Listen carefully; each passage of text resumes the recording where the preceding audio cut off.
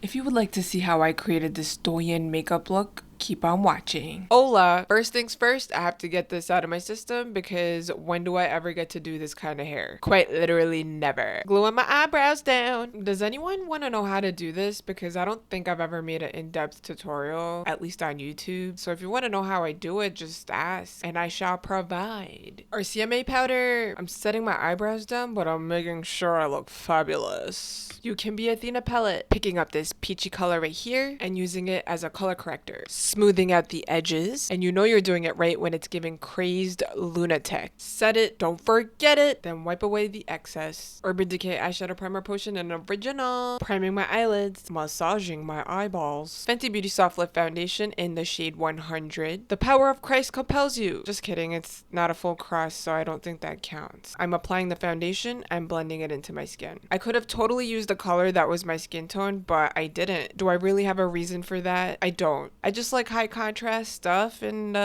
dark hair and white skin is super high contrast. Also, I do realize I probably should have brought it all the way down my neck because it's 10 shades lighter than my skin tone, but I didn't do that either. It's a choice I made, and it's a choice I have to live with. Huda Beauty Color Corrector in Cherry Blossom. This is gonna help me look a little less like Edward Scissorhands and a little more like a doll. Or maybe like I got a serious allergic reaction. House Lab Skin Tech Triclone Concealer in Fair Neutral. And this is where I'm going to get that haunted and moisturized vibe I was really looking for. Fit Me Loose Finishing Powder in Fair. A powder puff is required at this point. I'm going to dip that into the finishing powder and pat it all over my face. Every large surface, every small surface, every nook, every cranny, everywhere. I want to look like your pressed powder has eyeballs. Makeup by Mario Master Matte in the originals, and I'm going to go in with this shade right here. I will now attempt to trace the brows for this Douyin aesthetic I'm trying to achieve. The brows for this type of makeup are very round or straight and very fluffy. I didn't want to spend too much time on doing my brows, so I kept them kind of thin, but I wanted to keep the overall rounded aesthetic. So that was the best I could do, and now we're gonna lock in with e.l.f. Lock-On Liner and Gel Cream in light brown. So I'm taking the gel cream and applying it on top of my eyeshadow, and I'm totally not holding my breath, and I'm totally not having a panic attack. It's just dripping with confidence. Going in with some more eyeshadow and locking that cream in place like a sandwich.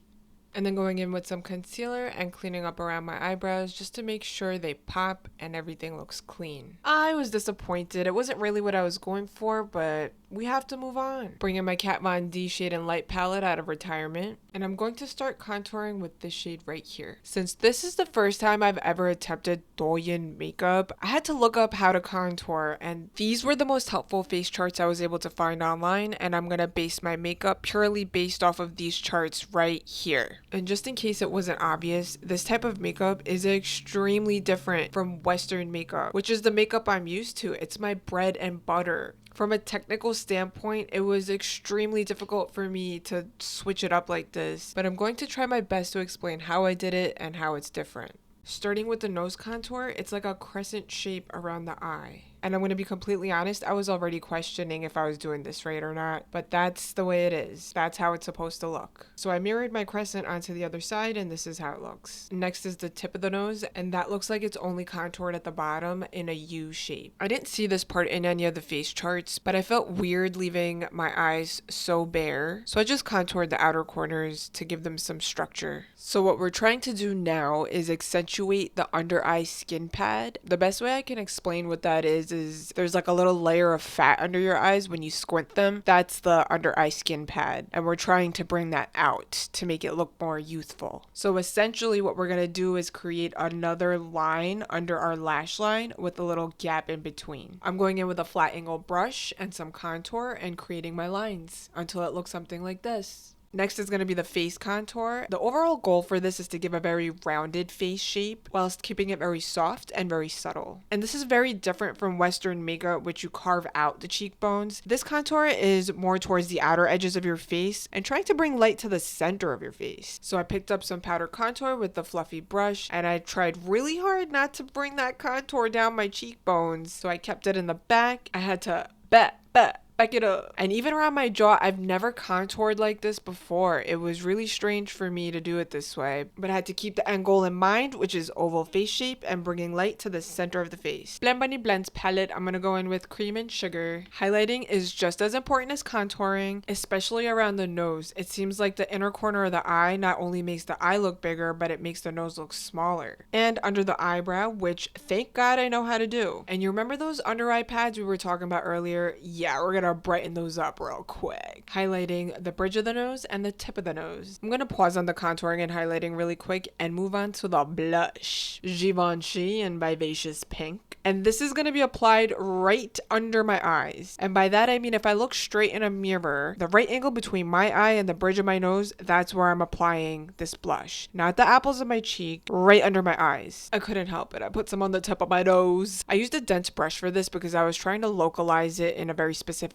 area and slightly blend the edges out. And in doing so, I kind of erased my contour under my eyes for my under eye beds. So I went back in with my Makeup by Mario palette and recreated those lines and brighten them up as well. Jumping back into the contouring, we're gonna contour the philtrum. Mine is excessively long, so I'm gonna contour my Cupid's bow to kind of shorten it up a little bit and give myself more of an upper lip. Next, we're gonna contour the labiomental groove. Yeah, we both just found out what that's called today. Next, we're gonna brighten up the nasal ale. So many new words today. This is the area right next to the nose, right above the nasal labial folds. Brightening up that area just makes it look less sunken in. We gotta stick to the brief, more youthful, light on the center of the face. We're also going to contour the outer corners of the lips for the same reasons, a youthful, more vibrant, more lifted appearance. Last but not least, I'm going to add copious amounts of blush to my chin to match my cheeks. So I added some Cream and Sugar to brighten it up, and it made me realize how blue that white is, and I didn't like it. So I went in with my Makeup Revolution Reloaded Spirited Love palette, and I added that shimmery color to everywhere I had put the Cream and Sugar to dampen that white and give it some warmth. Judy Doll Ultra Fine Liquid Eyeliner in black. This was a gift sent to me previously. I love it so much, I'm using it again. I'm making the thinnest line on top of my lash line just so that my fake lashes have something to attach to. I'm making the teeniest, tiniest little wing at the end because my natural eye shape droops down and I want them lifted. Youthful! I'm going in with these lashes and I'm trying my very best to keep them in line with that eyeliner that I just placed. I picked these clusters out for my lower lash line, but I ultimately decided I didn't like them and I went with my natural lashes instead. But I'm still going to walk you through the process of how that came to be. Alright, so after I installed them, I realized they were too long and I wanted to cut them. This was so incredibly dangerous. Don't ever do this at home. I was trying to tell myself to trust the process even though I still didn't really like them, so I was going to wait till the very end to see how it turns out. Milani Highly Rated Lash Extensions Tubing Mascara. I don't know this yet, but she's going to come in handy much later. These lip creams were sent to me by Judy Doll as a sample. I swatched them. The bottom one is N05 and the top one is N13. I started with the N05, and the thing I really liked about this lip cream is the doe foot. The shape of the doe foot is very rounded, so it creates a very diffused lip. And in this type of makeup, that is exactly what I was going for. And the other thing I was pleasantly surprised by is that it's a matte lip cream and it was like moisturizing my lips. I was so confused. I went in with the shade N13 only on the insides of my lips to create an ombre effect. So this is when I was done with the makeup part of my look, and I looked in the mirror and I hated the lashes, so I had to get rid of them. So I just straight up pulled them off my eyes. I decided I'm gonna do a DIY lash cluster, and I went in with my Milani mascara and coated my lashes with it. And while the mascara was still wet, I went in with my tweezers, and little by little, I very carefully created the clusters for my lashes. I was very pleased with the result, and this is what it looked like when the makeup was all done. I was very into it, and this is the final look with the accessories, the contacts, the hair. Let me know what you think. Do you think I achieved the Douyin aesthetic? This was honestly one of the most technically challenging makeups I've ever done in my life. I have so much respect for the women who have attempted this, who do this every day. I struggled a lot, albeit it was still fun. I still enjoyed shape-shifting. If I was to do anything different, I think I would try to do thicker brows next time. And if you made it this far, thank you so much for watching. I love you. Bye.